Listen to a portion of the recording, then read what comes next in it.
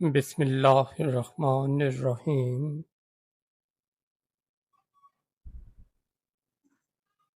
سریہ حضرت حمزہ بن عبد المطلب رضی اللہ تعالیٰ عنہ۔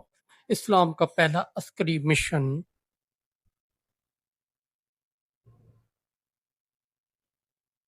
اسلام کا آغاز ہو چکا تھا، مکہ میں ظلم کا اندھیرا چھا رہا تھا اور مسلمانوں کی آزمائشیں بڑھتی جا رہی تھی۔ ایسے مدینہ سے روشنی کی کرن پھوٹی، اسلام کی دعوت مدینہ میں قبول کی گئی۔ نبی کریم صلی اللہ علیہ وآلہ وسلم نے مدینہ کی طرف ہجرت کی تیاری شروع کر دی۔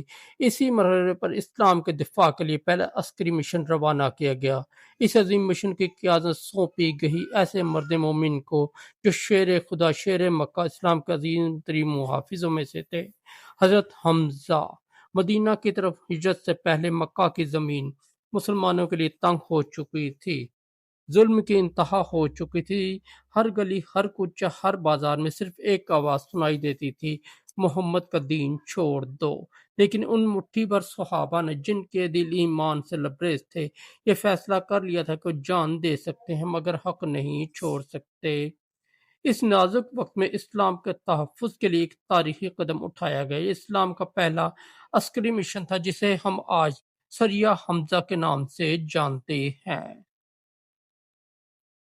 واقعہ کی تاریخ۔ یہ واقعہ رمضان المبارک ایک ہجری میں پیش آیا۔ یہ وقت تھا جب ہجرت مدینہ کی تیاری مکمل ہو چکی تھی اور اسلام کے دفاع کے لیے عملی اقدامات شروع کیے جا رہے تھے۔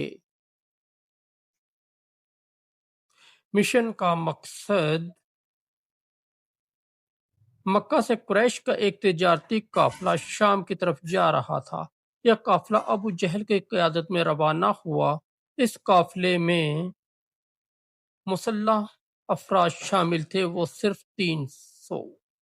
قیمتی مال تجارت موجود تھا اور اسلام کے دشمنوں کا سردار ابو جہل اس کا نگران تھا۔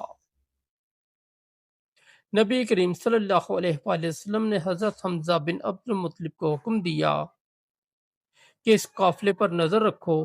یہ قریش کی طاقت کا مرکز ہے اور اس کا مقصد اسلام کو کمزور کرنا ہے۔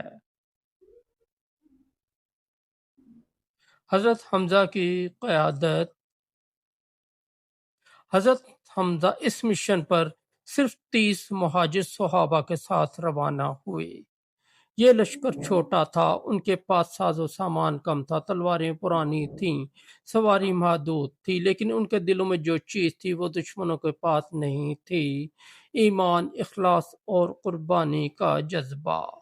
حضرت حمزہ رضی اللہ تعالی عنہ کے دل میں وہ آگ جل رہی تھی جو غزوہ بدر میں بھڑکے گی، احد میں لہو سے بجھے گی اور ہمیشہ کے لیے تاریخ میں جلتی رہے گی۔ بدء مقابل قریش کا قافلہ۔ ابو جہل کا قافلہ قریش کے غرور، مال اور گھمنڈ کا پیکر تھا۔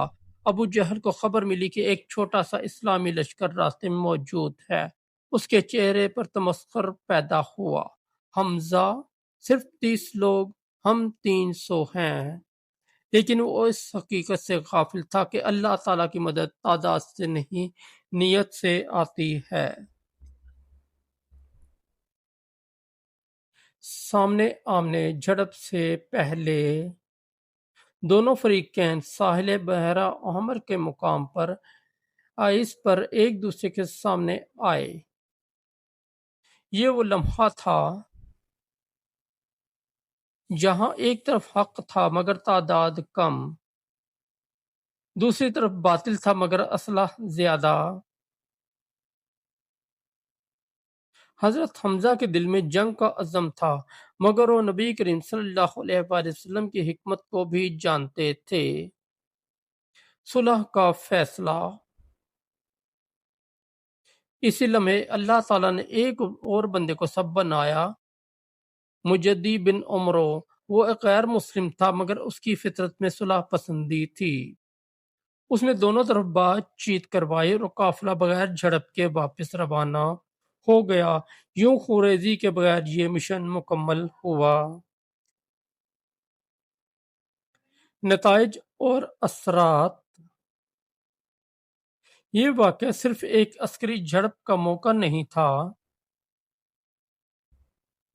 بلکہ اسلامی عسکری شور کا آغاز تھا۔ قریش کو پہلی بار اندازہ ہوا کہ مسلمان اب فقط مظلوم نہیں، منظم بھی ہیں۔ حضرت حمزہ کی قیادت کا پہلا عملی مظاہرہ تھا۔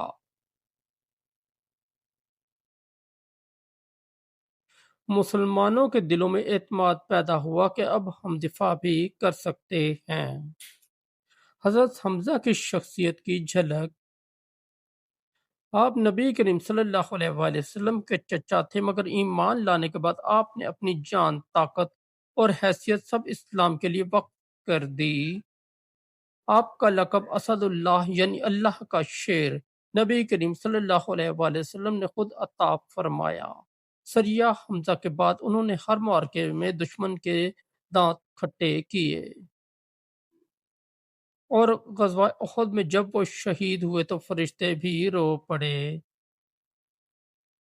اختتامیہ پیغام۔ یہ واقعہ ہمیں سکھاتا ہے کہ کامیابی صرف تلوار سے نہیں، تقوی، اخلاص اور حکمت سے حاصل ہوتی ہے۔ حضرت حمزہ کا پہلا مشن خاموش مگر تاریخ ساتھ تھا، وہ پہلا قدم جو بعد میں غزوہ بدر، احد، خندق اور مکہ کی فتح میں بدل گیا۔